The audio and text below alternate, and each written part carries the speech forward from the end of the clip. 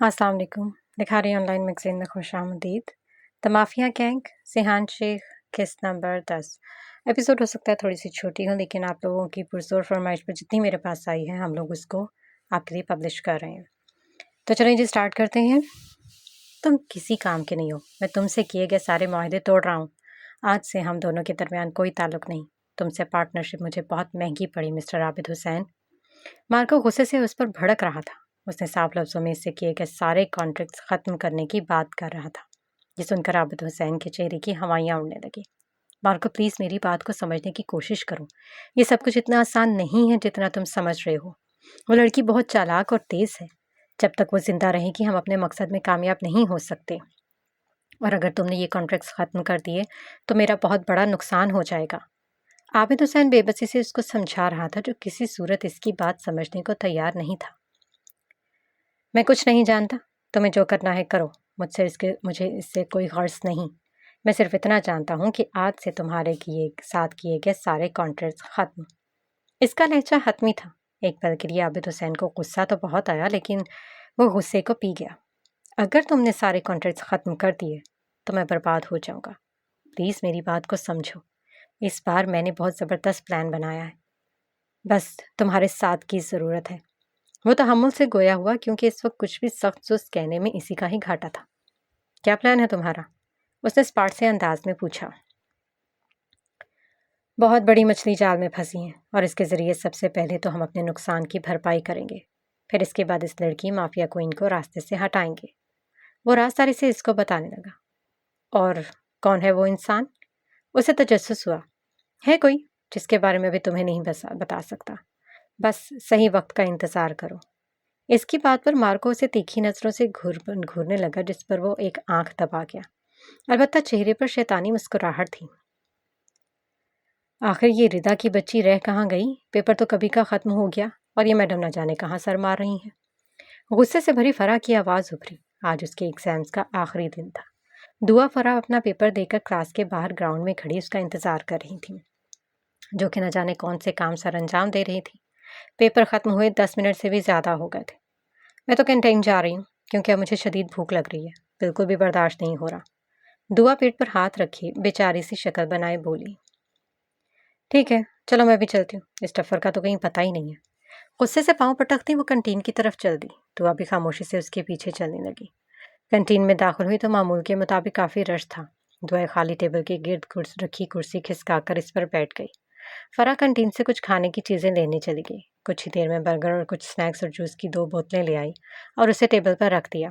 دعا نے ابھی برگر کی پہلی ہی بائٹ لی تھی کہ ٹیبل پر رکھے اس کے موبائل کی رنگ ٹون بج اٹھی۔ اس نے برا سا منہ بناتے ہوئے موبائل کو اٹھایا۔ فریہ بیگم کی کال تھی۔ کال ریسیو کرتی وہ موبائل کو کان سے لگا گئی۔ ہلو ماما۔ جی اچھا ٹھیک ہے، آپ فکر نہ کریں، اوکے بائے۔ یہ کہتی وہ کال ڈسکنیکٹ کر چکی تھی اور پھر سے برگر کھانے لگی۔ اس نے ابھی کھانا شروع ہی کیا تھا کہ پھر سے اس کا موبائل بج اٹھا۔ اس نے جھنجھلاہٹ میں کال اٹھائی۔ کیا ہے، سکون سے لنچ بھی نہیں کر سکتی کیا؟ ارے وہ بندہ وقت دے کر کال اور میسج کرتا ہے، پتہ نہیں کس بات کی جلدی رہتی ہے۔ بھوک سے بے حال اس کے منہ میں جو آیا وہ بولتی چلی گئی، لیکن اگلے ہی پل مقابل کی آواز سن کر موبائل اس کے ہاتھوں سے گرتے گرتے بچا۔ 5 منٹ کے اندر باہر آؤ، میں یونی کے باہر تمہارا انتظار کر رہا ہوں۔ مقابل نے سخت لہجے میں بات کہہ کر کاٹ دی، جبکہ نوالا اس کے حلق میں پھنس کر رہ گیا۔ نوالا حلق میں پھنسنے کی وجہ سے وہ زور زور سے کھانسنے لگی۔ اوہ دعا، آرام سے کھاؤ، اتنی کیا جلدی ہے؟ فرح نے جوس کی بوتل کا ڈھکن کھول کر اس کی طرف بڑھایا۔ اس نے جلدی سے بوتل پکڑی اور منہ سے لگا گئی۔ کھانسنے کی وجہ سے چہرہ سرخ ہو رہا تھا۔ کیا ہوا دعا، کس کی کال تھی؟ کاشان کی، یونی کے باہر کھڑے، 5 منٹ میں مجھے آنے کا کہا ہے، اس نے دھیمے سے کہا، اور بیگ درست کرتی وہ بنا کچھ کھائے وہاں سے اٹھ گئی۔ ارے یہ لنچ تو کرتی جا، اس نے روکا، لیکن وہ تم کر لو، میں بعد میں کھا لوں گی، یہ کہتی تیز تیز قدموں سے چل پڑی تو فرح نے تعصب سے سر ہلایا اور تنہا کھانے سے انصاف کرنے لگی۔ وہ یونی سے باہر آئی تو سامنے اس کا ہمسفر کار سے ٹیک لگائے کھڑا تھا۔ اس پر نظر پڑتے اسے اپنی کہی گئی باتیں یاد آئی اور اسے شرمندگی نے آن گھیرا۔ وہ چھوٹے چھوٹے قدم اٹھاتی اس تک آئی۔ شرمندگی سے اس کی نظریں جھکی ہوئی تھیں۔ اندر بیٹھو، اس نے چہرے پر سنجیدگی سجائے اس سے کہا اور فرنٹ دروازہ کھول دیا۔ وہ بنا کچھ کہے خاموشی سے گاڑی میں بیٹھ گئی۔ وہ دروازہ بند کرتا اسی اپنی سائڈ پر آئے، ڈرائیونگ سیٹ سنبھال لی اور گاڑی سٹارٹ کی۔ کار اپنی منزل کی طرف رواں دواں تھی، جبکہ کار میں بالکل خاموشی تھی۔ دعا نے کن اکھیوں سے اسے دیکھا جو سیریس انداز میں گاڑی چلا رہا تھا۔ چوری چھپے دیکھنے کی ضرورت نہیں ہے، تمہارا ہی ہوں، آرام سے دیکھو۔ کاشان کی بات پر وہ ایک بار پھر سے شرمندہ ہوئی۔ آئی ایم سوری، مزید شرمندگی سے بچنے کے لیے اس نے کہا۔ کس بات کی سوری؟ اس نے ناسمجھی سے اس کی طرف دیکھتے ہوئے پوچھا۔ وہ میں نے آپ کو کال پر بلا وجہ اتنی باتیں سنا دی تھی، اس لیے۔ اس نے وجہ بتائی۔ ٹھیک ہے، کوئی بات نہیں، اس نے شانے اچکائے۔ اس کے بعد اس نے کچھ نہیں کہا۔ کار میں ایک بار پھر سے خاموشی چھا گئی۔ ہم کہاں جا رہے ہیں؟ تھوڑی دیر بعد دعا کی آواز نے خاموشی کو توڑا۔ گھر۔ یہ ایک لفظی جواب آیا، لیکن وہ سمجھ نہ پائی کہ وہ کس کے گھر کی بات کر رہا ہے، سو خاموشی سے ناسمجھی سے اس کی طرف دیکھے گئی۔ کاشان نے سامنے سے نظر ہٹا کر اسے دیکھا تو ایک آنکھ دبا گیا تو اس نے شرم سے نظریں جھکا لی۔ وہ گہرا مسکرایا۔ سلمان ولا کے حال کی عجیب حالت تھی۔ کشن صوفے کے بجائے فرش پر کمر سیدھی کر رہے تھے۔ چپس کا باؤل ٹیبل کی بجائے اس کے دائیں جانب نیچے پڑا ہوا تھا۔ پاس ہی مشروب کے چند گلاس اور 2-3 جوس کی بوتلیں لاپرواہی سے فرش اور ٹیبل پر پڑی ہوئی تھیں۔ سنیکس کے پیکٹ الگ ایک طرف پڑے منہ چڑھا رہے تھے۔ یہ عظیم کارنامہ مافیا گینگ نے ہی سر انجام دیا تھا۔ عدنان ٹی وی کے سامنے کاؤچ پر بیٹھا ویڈیو دیکھنے میں مصروف تھا۔ فارس صوفے پر آڑا ترچھا لیٹا فیضی کی گود میں سر رکھے لیٹا تھا اور وہ اور حارث اپنے اپنے سیل فون میں بزی تھے۔ ہائے اللہ، یہ کیا حال کر دیا تم لوگوں نے؟ ابھی کچھ دیر پہلے ہی میں نے فرش کی صفائی کی تھی۔ صفیہ خالہ حال کی ابتر حالت دیکھ کر تو صدمے میں ہی چلی گئی۔ ان کی آواز پر فارس نے سر اٹھا کر ان کی طرف دیکھا، جبکہ وہ تینوں جوں کے توں پڑے رہے۔ انہوں نے کچھ دیر پہلے ہی صفائی کی تھی اور گھنٹہ بھی نہیں گزرا تھا کہ مافیا گینگ نے ان کی محنت پر پانی پھیر دیا۔ خالہ، آپ فکر نہ کریں، یہ تینوں گدھے صفائی کر دیں گے یہاں کی، آپ جائیں، جا کر آرام کریں۔ فارس کی بات پر تینوں نے اسے گھوری سے نوازا، لیکن وہ ان کی گھوری کا اثر لیے بغیر واپس آنکھیں موند کر لیٹ گیا۔ صفیہ خالہ نے نفی میں سر ہلایا، جیسا کہنا چاہ رہی ہوں یہ کبھی نہیں سدھر سکتے۔ فارس، سینے پہ کھڑی عائرہ نے اسے پکارا۔ ہاں بولو۔ اس نے سر اٹھا کر اس کی طرف دیکھا جو زینے کی ریگنگ سے آدھی لٹکی ہوئی تھی۔ میں نے پیزا آرڈر کیا تھا، باہر ڈیلیوری بوائے کھڑا ہے، جاؤ جا کر ریسیو کر لو۔ اس نے معصوم سی شکل بنا کر کہا تو وہ اوکے کہتا باہر کی طرف چلا گیا۔ کچھ ہی منٹوں میں پیزا لے کر گھر میں داخل ہوا تو سامنے ہی سنگل صوفے پر عائلہ آلتی پالتی مارے بیٹھی اس کا انتظار کر رہی تھی۔ یہ لو تمہارا پیزا۔ اس نے پیزا اس کی طرف بڑھایا تو وہ جھٹ سے پکڑ گئی۔ یہ لو تم بھی کھاؤ۔ اس نے فارس کو بھی آفر پیش کی تو اس نے ایک سلائس اٹھا لیا۔ Excuse me. وہ چاروں اپنے اپنے کام میں مصروف تھے جب حارث ان سے ایکسکیوز کرتا اٹھ کھڑا ہوا اور اپنے کمرے کی جانب چل دیا۔ فیضی، تم موبائل میں اس قدر گم کیا کر رہے ہو؟ عائرہ نے فیضی سے پوچھا جو مسکراتے ہوئے موبائل پر کسی سے چیٹنگ کر رہا تھا۔ فیس بک پر ایک BF بنایا ہے میں نے، اسی سے بات کر رہا ہوں، وہ مزے سے کہتا واپس موبائل میں گم ہو گیا۔ اس کی بات پر دونوں منہ کھولے اسے دیکھنے لگے۔ عدنان بھی ٹی وی آف کر کے اس کی طرف متوجہ ہو گیا۔ فیضی، یہ کیا کہہ رہے ہو تم؟ خود لڑکا ہو کر ایک لڑکی کو BF بنایا ہے؟ آر یو سیریس مین؟ فارس کے صدمے بھری آواز پر اس نے کہکہا لگایا۔ نو بڈی، میں نے نہیں، اس لڑکے نے مجھے GF بنایا ہے، اور تم جانتے ہو وہ لڑکا کون ہے؟ اس کے پوچھنے پر تینوں نے نفی میں سر ہلایا۔ 1 منٹ میں ابھی معلوم ہو جائے گا، چلو پہلے ایک ساتھ سیلفیاں لیتے ہیں۔ اس نے موبائل کا فرنٹ کیمرہ آن کرتے ہوئے کہا تو ان تینوں نے ناسمجھی سے ایک دوسرے کو دیکھا۔ ایک دوسرے کی شکل کیا دیکھ رہے ہو؟ ادھر آؤ سیلفی لیتے ہیں، اس نے جھنجھلاتے ہوئے کہا اور ان کے ساتھ ایک سیلفی لے کر فیس بک پر کسی ID پر سینڈ کر دیا۔ فیضی کے بچے، یہ کیا کیا تم نے؟ فارس کو اب غصہ آنے لگا تھا اس کی حرکتوں پر۔ ڈونٹ وری برو، کچھ غلط نہیں کیا میں نے، وہ اطمینان سے کہتا موبائل آف کر کے سائڈ میں رکھ دیا اور پیزا کی ایک سلائس اٹھا کر بڑی سی بائٹ لی۔ اتنے میں حارث تن فن کرتا نیچے آ رہا تھا، وہ شدید غصے میں تھا۔ فیضی کمینے کہیں کہ آج میں تمہارا سرما بنا دوں گا۔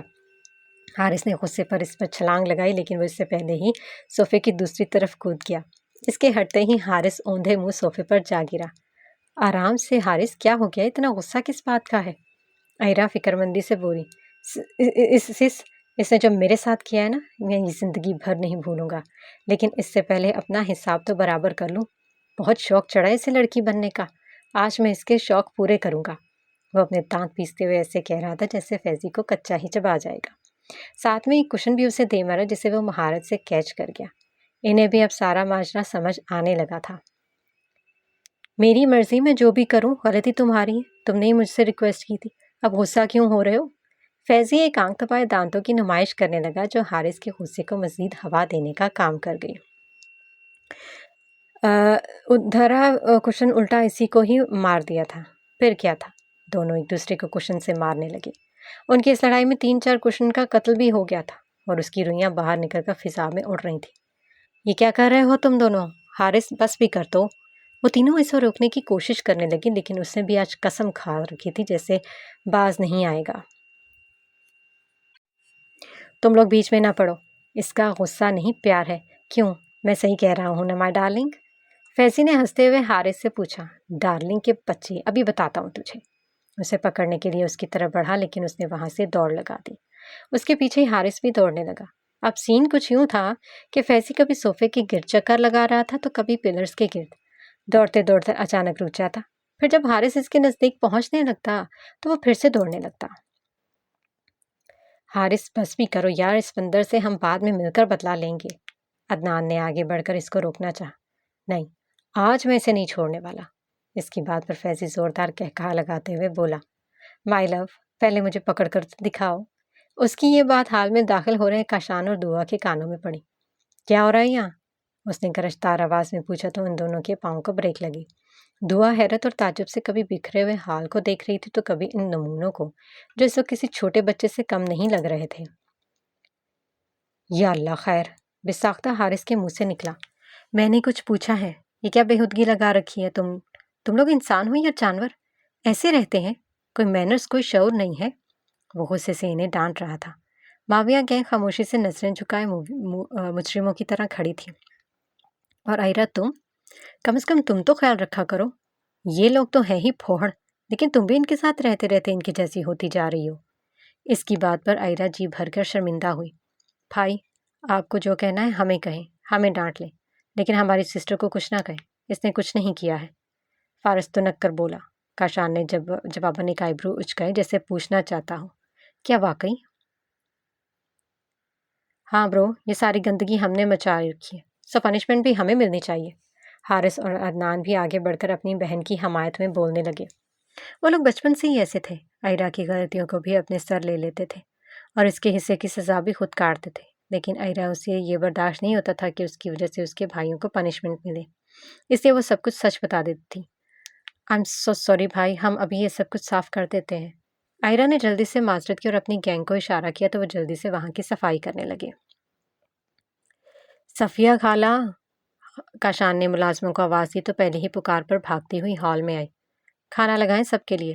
حکم صادر کرتا وہ وہاں سے اپنے کمرے میں چلا گیا۔ اس کے جاتے ہی ذیشان ہال میں داخل ہوا۔ اس کے ہاتھ میں ایک بڑا سا بیگ بھی تھا۔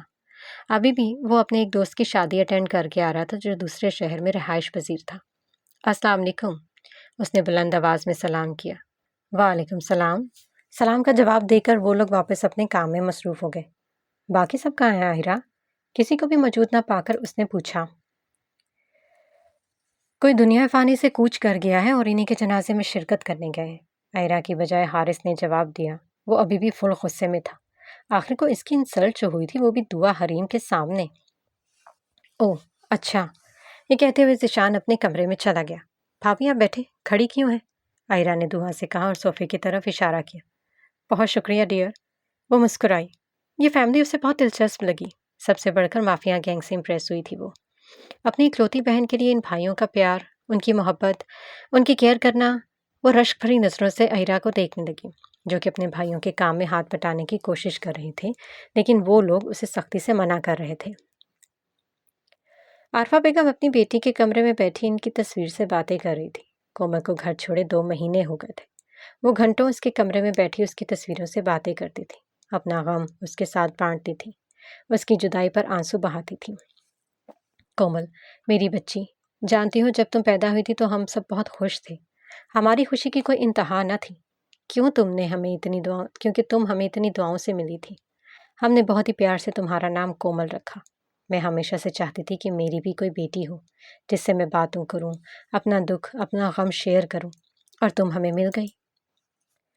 تمہیں لاڈ پیار سے پاس بول کر بڑا کیا، تمہاری ہر خواہش کو پورا کیا، تم نے جو چاہا وہ حاصل کیا، لیکن شاید ہماری تربیت میں کوئی کمی رہ گئی تھی جس کی وجہ سے آج ہمیں یہ دن دیکھنا پڑا۔ سچ کہتے، جب بچوں کو حد سے زیادہ پیار محبت ملنے لگے اور ان کی ہر فرمائش کو پورا کیا جانے لگے تو وہ ضدی اور سر پھرے ہو جاتے۔ تمہارے معاملے میں بھی ایسا ہی ہوا ہے۔ بولتے بولتے ان کی آنکھوں میں آنسو بھر آئے، گلا رند کیا۔ ماما، کیا میں اندر آ جاؤں؟ دروازے پر کھڑی علینا نے پوچھا تو انہوں نے ہاتھ کے اشارے سے اندر آنے کی اجازت دی۔ لنچ تیار ہے، آئیں کھا لیں، بابا بھی آ چکے ہیں، اس نے اپنی آمد کی وجہ بتائی۔ مجھے بھوک نہیں ہے، تم لوگ کھا لو، انہوں نے نہیں اسی آواز میں کہا۔ علینا نے ایک گہری سانس ہوا میں خارج کی اور بیڈ پر ان کے ساتھ بیٹھ گئی۔ اب اپنے ساتھ یہ ظلم کیوں کر رہی ہیں ماما؟ کل رات سے آپ نے کچھ بھی نہیں کھایا، اگر آپ ایسا ہی کریں گی تو آپ کی طبیعت خراب ہو سکتی ہے، پلیز کھانا کھا لیں۔ ان کا ہاتھ اپنے ہاتھ میں پکڑے وہ محبت بھرے لہجے میں بولی۔ نہیں، میں کیسے کھا سکتی ہوں علینا، مجھے تو معلوم ہی نہیں کہ میری بچی کس حال میں ہے، نہ جانے کہاں ہوگی، پتہ نہیں اس نے کھانا کھایا بھی ہوگا یا نہیں۔ ان کے لہجے میں واضح فکر تھی اپنی بیٹی کے لیے، وہ چاہے جیسی بھی ہو، اور تھی تو ان کی اولاد ہی۔ اولاد چاہے کتنے ہی خراب اور بگڑے ہوئے کیوں نہ ہو، والدین ان کی ہر حال میں محبت کرتے ہیں، ان کا خیال رکھتے ہیں۔ ماما، آئی ایم سوری، میں نے آپ سے یہ بات چھپائی، لیکن اب میں مزید اسے مخفی نہیں رکھ سکتی۔ علینا کی بات پر وہ نہ سمجھی سے اس کی طرف دیکھنے لگی۔ کون سی بات علینا؟ کیا یہ میری بیٹی کے بارے میں ہے؟ انہوں نے تجسس سے پوچھا جبکہ آنکھوں میں امید کی کرن تھی۔ جی، دراصل وہ ماما بابا کے گھر میں ہے، ان کے ساتھ ہی رہتی ہے، جس دن سے اس نے گھر چھوڑا ہے تب سے وہیں ہے۔ اس کی نظریں شرمندگی کے باعث جھکی ہوئی تھیں، اس کی ہمت نہیں ہو رہی تھی کہ وہ عارفہ بیگم سے نظریں ملائے۔ علینا، تم نے یہ بات کیوں چھپائی مجھ سے؟ بولو، کیوں نہیں بتایا مجھے؟ میں دن رات اس کے غم میں تڑپتی رہتی ہوں، اس کی حفاظت کے لیے دعا کو رہتی ہوں، اور تم نے مجھ سے یہ سب کچھ چھپایا؟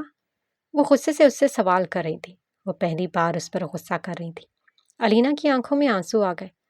ماما، I am sorry, really sorry ماں، میں آپ کو بتانا چاہتی تھی لیکن میں نے ہی منع کیا تھا اسے آپ کو بتانے سے، اذلان شاہ کمرے میں داخل ہوتے سپاٹ انداز میں بولے۔ علینا انہیں تشکر بھری نظروں سے دیکھنے لگی۔ کیوں چھپایا آپ نے مجھ سے؟ آخر کیوں اذلان صاحب؟ وہ روتے ہوئے ان سے سوال کرنے لگی۔ کیونکہ مجھے معلوم تھا کہ اگر آپ کو یہ بات معلوم ہو جائے گی تو آپ اس لڑکی سے ملنے ضرور جائیں گی۔ اذلان شاہ نے کومل کا نام لینے سے بھی گریز کیا۔ آپ ایک ماں کا درد نہیں سمجھ سکتے اذلان صاحب، نہیں سمجھ سکتے جو مجھ پر گزر رہی ہیں، اس کا آپ اندازہ بھی نہیں کر سکتے۔ وہ آنسو صاف کرتی ان سے شکوہ کر رہی تھیں۔ انہوں نے ایک گہری سانس ہوا میں خارج کی اور عارفہ بیگم کو شانوں سے تھام لیا۔ بیگم، میں آپ کا درد سمجھ رہا ہوں، لیکن اس نے جو کیا ہے اسے میں نظر انداز ہرگز نہیں کر سکتا۔ اس کی غلطی کی سزا اسے مل گئی، اگر وہ اپنے کیے پر شرمندہ ہوگی تو ہم اسے ضرور واپس اس گھر میں لے آئیں گے، ورنہ انہوں نے بات کو ادھورا چھوڑ دیا۔ ورنہ کیا اذلان صاحب؟ ورنہ کیا؟ دوسری صورت میں وہ وہیں رہے گی۔ انہوں نے اپنی بات مکمل کی اور کمرے سے چلے گئے۔ کاشان سے ڈانٹ پڑنے کے بعد کچھ دیر تک ہی ان پر اثر رہا، اب وہ واپس اپنی ٹون میں دوبارہ سے آ گئے تھے۔ ابھی بھی وہ لوگ کھانے کی میز پر بیٹھے لنچ کر رہے تھے جب فیضی کی زبان میں کھجلی ہونے لگی۔ دعا بھابھی، مجھے آپ سے ہمدردی ہونے لگی ہے، اسپیشلی اس وقت سے جب آپ میرے اس کھڑوس بھائی کے نکاح میں آئی تھی۔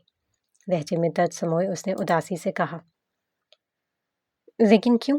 اور اسپیشلی بیوی بننے کے بعد کیوں؟ اس نے ناسمجھی سے پوچھا۔ جانے دیں، اگر میں نے بتا دیا تو ہمارے انسپیکٹر صاحب کا پستول چل جائے گا مجھ معصوم پر۔ معصوم والی بات پر ینگ جنریشن کا کہا گونجا، جبکہ کاشان اسے گھور کر رہ گیا۔ ارے نہیں، وہ کچھ نہیں کہیں گے، تم بتاؤ کیوں ہمدردی ہو رہی ہے تمہیں مجھ سے؟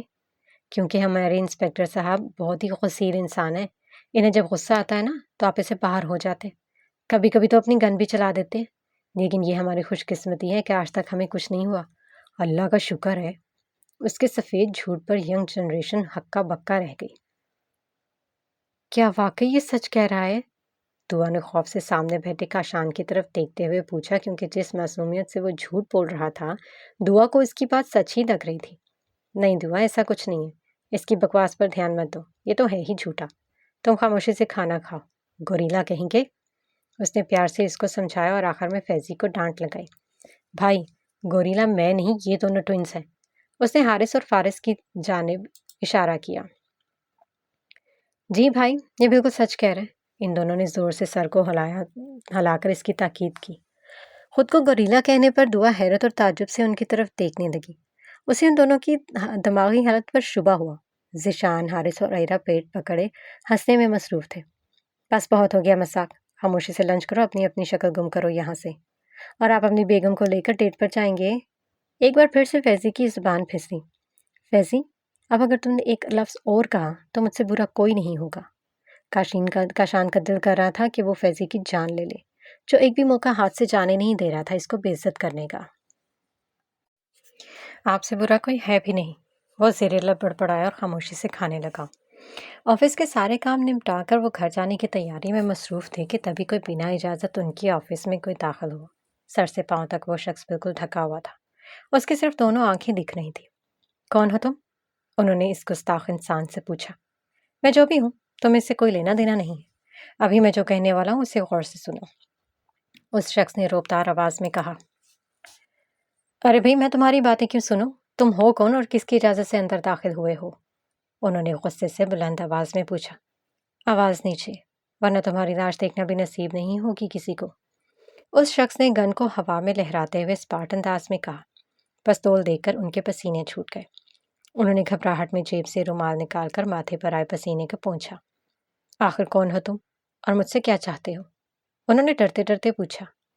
اب کی ہے نا تم نے کام کی بات، تو میں اپنا وقت بالکل بھی ضائع نہیں کروں گا، اس سے سیدھا ٹاپک پر آتے ہیں۔